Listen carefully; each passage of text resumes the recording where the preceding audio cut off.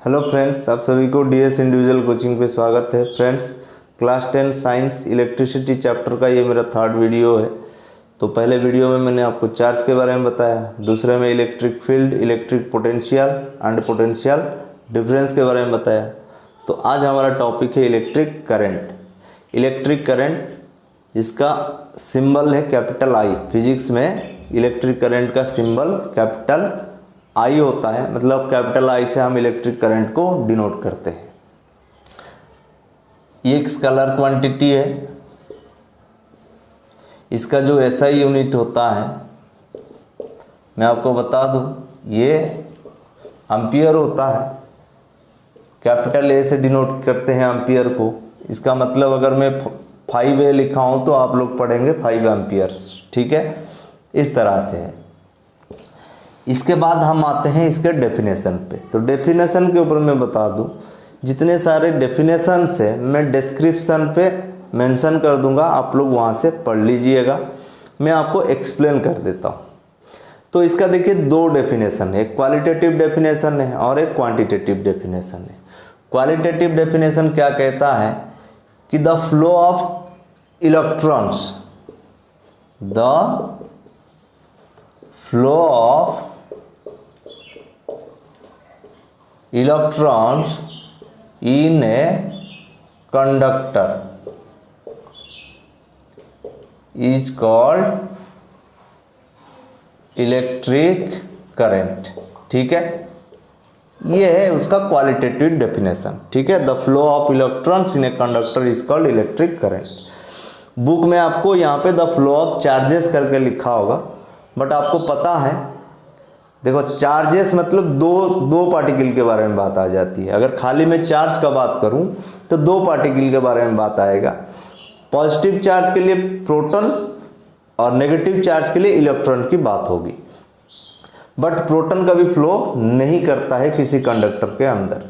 अगर एक कंडक्टर है तो उसके अंदर एटम्स होंगे, या आयन्स हो सकते हैं, या मॉलिक्यूल्स हो सकते हैं।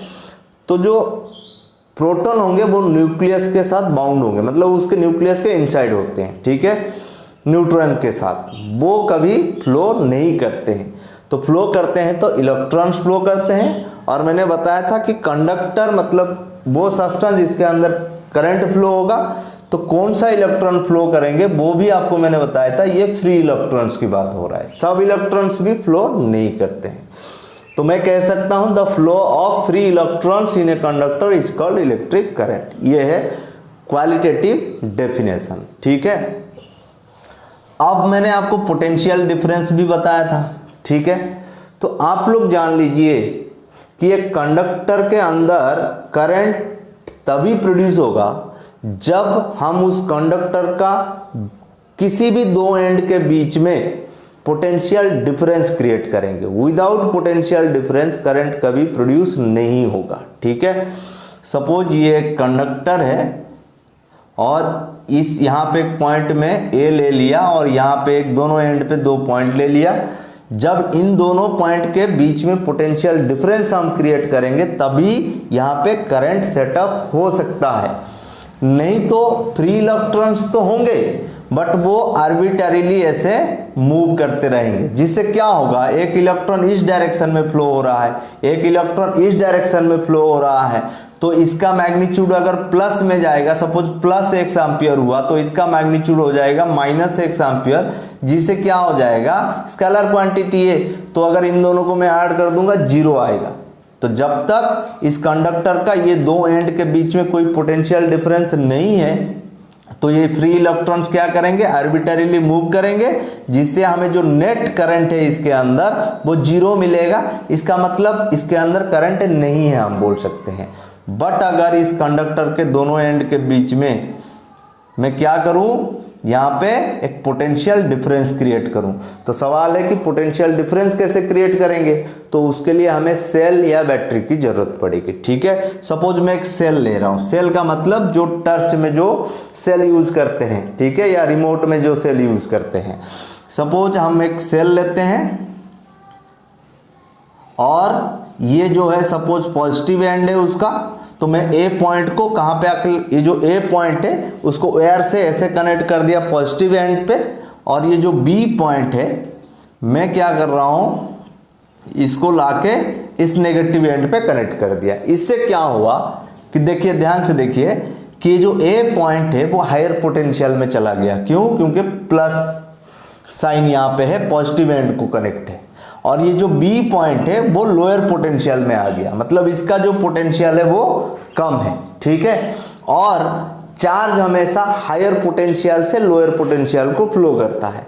तो आप लोग बोलेंगे चार्ज मतलब यहाँ पे इलेक्ट्रॉन ऐसे फ्लो करेगा? नहीं, यहाँ पे भी आपको एक चीज समझना है। इसको कैसे समझेंगे मैं आपको बता रहा हूं। Conventional direction of electric current, जब इसको आप जान लेंगे तब इसको समझ लेंगे। देखिए, conventional direction of electric current मतलब ट्रेडिशनल, कन्वेंशनल मतलब ट्रेडिशनल। देखिए, जब इलेक्ट्रिक करंट के बारे में लोगों को पता चला तब लोगों का ये अजम्पशन था कि जो करंट फ्लो करता है ड्यू टू प्रोटॉन, मतलब पॉजिटिव चार्ज के फ्लो को वो लोग करंट मान लिए। और वो डायरेक्शन आज भी सर्किट डायग्राम में यूज होता है, या फिर जब हम शो करते हैं करंट का डायरेक्शन तो वही डायरेक्शन शो करते हैं। तो जो कन्वेंशनल डायरेक्शन है तो वो है पॉजिटिव से नेगेटिव, ये है conventional direction of electric current. ये करंट का डायरेक्शन में बोल रहा हूं। क्यों? क्योंकि मैंने आपको बताया जब इलेक्ट्रिक करंट के बारे में पता चला तब ये मान लिया गया था कि पॉजिटिव चार्ज का फ्लो को करंट मान लिया गया था। तो पॉजिटिव चार्ज पॉजिटिव एंड से फ्लो होगा, ठीक है, कहां तक? नेगेटिव एंड तक। बट बाद में क्लियर हुआ कि जो इलेक्ट्रिक करंट है वो due to flow of electrons, ठीक है। तो चलिए हम एक काम करते हैं। देखिए, यहां पे ये पॉजिटिव एंड है तो ए हो गया हायर पोटेंशियल से, नेगेटिव एंड है बी हो गया लोअर पोटेंशियल से। अब मैंने बोला कन्वेंशनल डायरेक्शन ऑफ करंट को अभी भी माना जाता है। तो अब आप लोग बताइए, मैं इलेक्ट्रॉन, जो प्रैक्टिकल बात है, इलेक्ट्रॉन कैसे फ्लो होगा? वो तो नेगेटिव एंड से फ्लो होगा। तो इस तरह से जो आर्बिटरीली मूव कर रहे थे, अब इलेक्ट्रॉन आर्बिटरी मूवमेंट नहीं करेंगे, मतलब इसके अंदर जितने भी सारे फ्री इलेक्ट्रॉन होंगे वो एक ही डायरेक्शन में मूव करेंगे। कहां से? नेगेटिव से पॉजिटिव। बट मैंने क्या बताया, जो कन्वेंशनल डायरेक्शन है वो तो पॉजिटिव का बात कर रहा है। तो अज्यूम करो, देखो प्रोटॉन का भी फ्लो नहीं करता है, यह हमारा अजम्पशन है कि प्रोटॉन अगर फ्लो करेगा कहां से करेगा? पॉजिटिव से नेगेटिव करेगा। या फिर हम ऐसे समझ लेंगे कि इलेक्ट्रॉन जिस डायरेक्शन में फ्लो कर रहा है करंट का डायरेक्शन उसका अपोजिट है, ये मान लेते हैं, ठीक है। तो करंट जो फ्लो करेगा वो इस डायरेक्शन में, पॉजिटिव टू नेगेटिव, ठीक है। तो ये होता है, आप लोग समझ जाइए कि बिना पोटेंशियल डिफरेंस के करंट कभी फ्लो नहीं होगा। और यहाँ पे इलेक्ट्रॉन सब एक ही डायरेक्शन में फ्लो किए तो यहाँ जो सम है वो जीरो कभी नहीं होगा, हमें एक फिक्स्ड वैल्यू मिलेगा। तो इस कंडक्टर के अंदर करंट सेटअप हो जाएगा। तो कंटिन्यूअस करंट के लिए हमें क्या चाहिए? कंडक्टर के दोनों एंड के बीच में एक पोटेंशियल डिफरेंस क्रिएट करना पड़ेगा, ठीक है, by using a cell, by using a battery, ठीक है। ये था आपका जो क्वालिटेटिव डेफिनेशन का एक्सप्लेनेशन, ठीक है। तो इससे आपको याद रखना है वो डेफिनेशन। दूसरा चीज conventional direction of electric current आपको याद रखना है। और प्रैक्टिकली क्या होता है मैंने आपको बताया, ठीक है, कि electron negative to positive flow करता है, बट जो डायरेक्शन है करंट का वो हम पॉजिटिव टू नेगेटिव हमेशा शो करते हैं। क्यों? क्योंकि ड्यू टू कन्वेंशनल जो अजम्पशन, जो मान लिया गया है उसी के कारण, ठीक है। अब ये हो गया आपका इलेक्ट्रिक करंट का क्वालिटेटिव डेफिनेशन के बारे में। अब आते हैं क्वांटिटेटिव डेफिनेशन। मैं उसको बता दूं, क्वांटिटेटिव डेफिनेशन के according the amount of charges, charges मतलब electron, the amount of charges flowing through a conductor at a point पर unit time is called electric current, ठीक है। तो इलेक्ट्रिक करंट का सिंबल क्या हो गया? I। और चार्ज का यूनिट क्या, सॉरी चार्ज का सिंबल मैंने बताया था, चाहे स्मॉल क्यू या कैपिटल क्यू दोनों यूज कर सकते हैं। मैंने मान लो कैपिटल क्यू यूज किया। पर यूनिट टाइम, देखो पर जहां पे आया मतलब डिवाइडेड। अब यूनिट टाइम के लिए तभी मिलेगा जब आप टाइम को डिवाइड करेंगे, ठीक है। तो मैंने डेफिनेशन आपको बताया, डिस्क्रिप्शन में मैं लिख दूंगा कि the amount of charges flowing through a conductor at a point पर unit time is called electric current. तो इसका एक फॉर्मूला मैं यहां बना दिया, I equal to Q upon T, charge per time. जब चार्ज और टाइम का रेशियो निकालेंगे तो चार्ज पर यूनिट टाइम ये पता चलेगा, और वो चार्ज पर यूनिट टाइम को हम करंट कहेंगे या I। ये है क्वांटिटेटिव डेफिनेशन, जिसमें आप I के लिए एक फॉर्मूला आपको मिलता है, ठीक है। और मैंने ऐसा यूनिट आपको बताया था। देखिए अगर कूलम के लिए यूज करूं ऐसा यूनिट कूलम, टाइम के लिए क्या हो जाएगा सेकेंड, तो कूलम पर सेकेंड हो गया इसका ऐसा यूनिट, या फिर मैंने बताया इसको एम्पियर भी बोला जाता है। तो इससे एक चीज आपको पता चला, अगर मैं Q को 1 कूलम कर दूं, T को 1 सेकेंड कर दूं, तो 1 डिवाइडेड बाई 1 मिलेगा हमें। देखिए 1 बाई 1 मिला, और कूलम पर सेकेंड को मैं एम्पियर कह सकता हूं। तो इससे क्या होगा, 1 एम्पियर का डेफिनेशन आप लोग लिख सकते हैं। कैसे कि if 1 coulomb charge flowing through a conductor at a point per 1 second then the amount of current is called 1 ampere, ठीक है। ये हो गया आपका 1 एम्पियर का डेफिनेशन, ठीक है। तो अब जो है देखिए ये हो गया आपका क्वांटिटेटिव डेफिनेशन, यहां पे हो गया। चलिए और दो चीज मैं यहां पे आपको बता दूं। पोटेंशियल डिफरेंस हम पढ़ चुके हैं, पोटेंशियल डिफरेंस हम पढ़ चुके हैं, और आज हमने पढ़े इलेक्ट्रिक करंट। ये दो इंपॉर्टेंट टॉपिक है, ठीक। और इसके लिए हम सिंबल क्या यूज करते हैं, V, इसके लिए सिंबल यूज करते हैं I। और इस V का जो फॉर्मूला होता है वो है W अपॉन Q, और यहां पे I के लिए जो फॉर्मूला हुआ Q बाई T। थोड़ा ध्यान दीजिएगा, जब कंपैरिजन करूंगा आपको समझ में आएगा। और बिना पोटेंशियल डिफरेंस के हम इलेक्ट्रिक करंट हमें नहीं मिलेगा, ठीक है। ये भी आपको याद है, ठीक है। अब एक चीज है कि एक सर्किट के अंदर हम पढ़ेंगे, एक सेपरेट वीडियो बनाऊंगा जहां पे इलेक्ट्रिक सर्किट डायग्राम इसके बारे में बताऊंगा। तो इलेक्ट्रिक सर्किट में थोड़ा सा आपको आइडिया दे दूं, इलेक्ट्रिक सर्किट का मतलब होता है वो क्लोज्ड पाथ। जैसे मैंने अभी बताया था कि ये कंडक्टर है, इसका दोनों एंड को एक बैटरी के साथ ऐसे कनेक्ट किया जाता है, ठीक है, अभी बताया था आपको।